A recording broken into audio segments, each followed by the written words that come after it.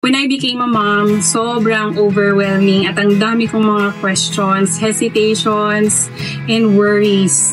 And na-realize ko na I'm not alone. Halos lahat pala ng mga moms, they feel the same way. They have the same questions and they have the answers to my questions. Kaya naman, I decided to start Mom Support Moms PH. It's really nice to connect and to talk to a fellow mom. Sa community namin, surprisingly, meron pa rin palang kaming mga members na experts din. So aside from sharing stories and advice from a fellow mom, we also get advice from experts such as doctors, psychologists. Nagsimula lang sa kagustuhan to connect with other moms, and sa ngayon, ang dami na namin natutunan from each other at madami pa kaming gustong matutunan.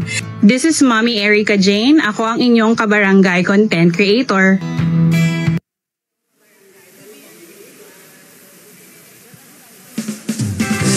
I-welcome natin sa LD ang ating mga kabarangay content creator, beauty queens. Of course, pinangungunahan ni Mommy Erica Jane Veray, Lorenel Conde, and Geraldine Garcia. Mga husay!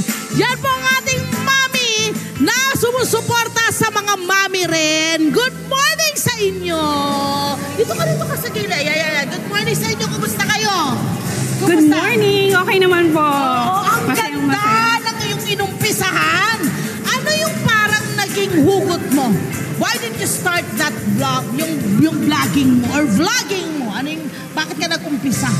When I became a mom few years ago, dun ko na-realize na sobrang hirap pala. Oo. Walang manual, walang guide. Lalo na first time, ano? Yes, I'm a first time mom. Ang dami mong questions, yung mga simpleng questions na ano kayang gagawin ko pag sinisinok yung anak ng baby ko?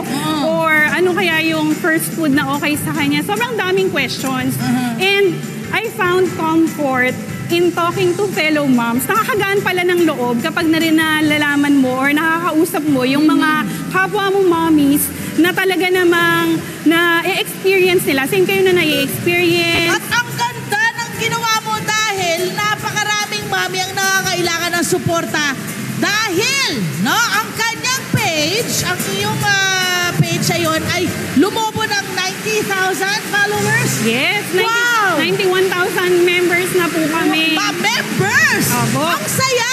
At ano yung mga problema na nakikita mo ng mga mami na inilalapit sa'yo? Karamihan talaga yung mga first time moms, yung mga may baby sila, tapos lost pa sila kung ano yung mga kailangan nilang gawin on how to handle certain situations. And or minsan kailangan lang maglabas ng mga nararamdaman nila. Yes! Kailangan Alam mo, actually, ganun lang ang sarap sa pakiramdam. Ngayon, kasama natin ang dalawang mami na nandito. Nabanggit ko sa inyo kayo, si Ma'am Lorenel and Ma'am Geraldine. Kayo po, sino si Ma'am Lorenel? Ayun, Ma'am Lorenel. Bakit po kayo nag-decide na maging miyembro ng grupo ni Mama, no? Actually, naging member po ako nito nung second time mom na po ako. Kala ko noon ay nung first time mom ako, tapos second time mom na, alam ko na yung mga gagawin. Hindi pa rin. Pero pa pala mga pagbabago na kailangan ganito kasi magkaiba silang bata eh. So iba yung pagpapalaki dito sa isa, magkaiba yung pagpapalaki dito. Marami ako nakuhang tips nung nasali ako ni Mami Erica Jane doon sa Mom Support. Yan. Ikaw naman, Ma'am Geraldine, ano yung pakiramdam na meron kang napagsasabihan, meron kang pwedeng puntahan para hingan mo ng support bilang nanay? Sa totoo lang po, napakalaking tulong nitong group at yung page na binuo na community ni Mami Erica J. Kasi ito yung community na I feel safe as a mother and as a woman as well. Na hindi ka i-judge. Yes. Kasi promise talaga, mahirap maging magulang, mahirap maging nanay, even tatay, no? Mahirap. So, kailangan talaga yung full support, yung full na pag-unawa, naiintindihin ka, maski kala nyo parang ang weird ng question niya. Pero sa totoo lang, may ganun talaga. Diba? Okay. Eto, bukod sa akin, meron tayong mga mami dito na gusto ring magtanong sa inyo. Ito ang kanila mga katanungan. My friend, ano nga ba mga katanungan nila riyan? Ito po, may katanungan ng ating mami kasi na-inspire, di ba? Ang ating mga mami rito dahil sa mga mami natin, na mga beauty queen natin, mga mami, lahat sila. Ma'am, ano po pangalan nila? Bebe po. Ano po ang iyong katanungan? Sa mga may anak na nag-aaral, para rin ba kayo nagre-review at nag-aaral din kapag tinuturuan ng mga anak?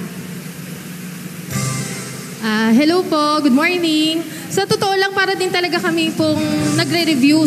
Kasi I'm a public school teacher. Ay, wow! High school po. Yung anak ko po ay elementary. Magkaiba. So, magkaiba po yung subject para din talaga kami nag-aaral. So, para po magkaroon din ng tips po para sa pagre-review po ng mga bata, ang pinaka-best friend po natin dito ay routine. Routine po talaga every ganitong oras, dapat nag-aaral sila, ganitong oras, may ginagawa silang activity. Kasi yun na yung medyo kulang sasanayin sa routine. Oo, sanayin sila. Kasi ako, sorry talaga sa anak ko, si Job, talaga naging monster akong teacher. Kaya sabi ko talaga sa asawa ko, baby, pwede bang kuha na natin siya ng tutor? Kasi feeling ko nagkakaroon ng problema kaming mag-ina bilang yung relasyon namin, feeling ko nasisira. So ano yung masasabi mo sa mga nanay na feeling ko para naman sa kabutihan ng anak pero feeling ko too much? Opo, so totoo naman talaga kasi ako nga teacher ako eh. Tapos yung anak ko, tinuturuan ko na ubusan din ako ng pasensya kahit paminsan-minsan. Lalo kapag sa anak natin kasi minsan di sumusunod sa atin. Yun pa. So may mga tips tayo na tulad ng games. Kapag gagawin mo siyang flashcards, gagawin mo Para siyang... gagawing laro, gagawing enjoyable. Saan siya mas makaka-relate. Yun. Next, Mami! Ayan po. Thank you po, Next, ma'am. Mami. Marami na pick up si Mami doon. Ma'am, ano po pangalan po nila? Lorena, Ayan. Ilan po ang anak niyo po, ma'am? 4. 4. Okay. Ano pong katanungan po, ma'am? Ano ang mga madaling paraan para ma-review ang anak sa school? I think yung bonding ideas na. Oo, yung mga bonding ideas ang pwedeng ma-share para maging close kayo. Geraldine. Isa po sa mga bonding, for example, pag bago sila pumasok sa school, I'll make sure na nagbabasa kami ng storybooks. At kahit mami tayo, ang pinakamagandang tips na i-share ko din po, lalo na sa community, makipaglaro po tayo sa mga anak natin. Kahit ano pong laruin nila, bahay-bahayan, tagu-taguan, Kung ano man ang gusto nila. nagiging core memories po nila talaga yun. Totoo, no? Naaalala nila yung pag lumaki na sila. Remember, Mami, nung ganito ako, they remember those things. Kailangan talaga ang, kumbaga yung kanilang formative years. Yan yun eh. Masaya, puno ng pagmamahal, diba? Puno ng pag-unawa, pagtanggap. Kasi yung mga moment na kailangan nilang maramdaman yun para lumaki silang, kumbaga, yung confidence nila. Yes po. They Mataas. feel love. Diba? Yung pa. Yan. Okay. One more. Ito, matitikos Okay po, para mami. sa lahat. Okay daw yun. Salamat daw. Ma'am, ano po pangalan po nila? Leia po. Ma'am Leia. Ilan po ang inyong mga anak? 3 po. Ayan po. Ano pong katanungan natin? Sa mga nagbabudget sa bahay, sa inyong mas gustong-gustong bumili sa palengke or sa grocery, anong mga tipid-tipid Ako, sa sa'yo mga yan, Mami. ginagawa nyo? Kami naman, hati kami eh. Yung iba binibili namin sa palengke, tapos yung iba binibili namin sa grocery. Meron kaming schedule dyan. Ang mabibigay ko na tip, yung pamimili mo sa palengke, syempre i-schedule natin. Yes. Maganda din kung meron na tayong suki na mapagkakatiwalaan. At nakakatuwa kasi kapag bumibili tayo sa palengke, nakakasupport pa tayo ng mga fellow mommies, yung mga nagtitinda. Oh, you're right. Oo, kaya, You're so right. masaya At saka bumili mga sa palengke. fresh produce. Yes. Diba ang nasa palengke? Yun talaga ang masarap bilhin. Good job! Hanggang sa pamimili, iniisip pa rin niya yung mga nanay. Ang saya. Okay, gusto kong malaman mula sa grupong ito, paano yung budget ninyo? Meron ba kayong budget? Paano nyo napupuhay yung grupo na to na tuloy-tuloy? Alam niyo, nakakatuwa kasi yung mga members mismo namin, sobrang generous nung iba. Oo. Nag-o-offer sila na, Mami, magpamigay tayo ng mga school supplies sa mga members. And meron din kami mga sponsors na nakukuha, lalo na kapag gusto namin na i-honor yung mga mommies through events. Yeah, or yes. through outreach programs para naman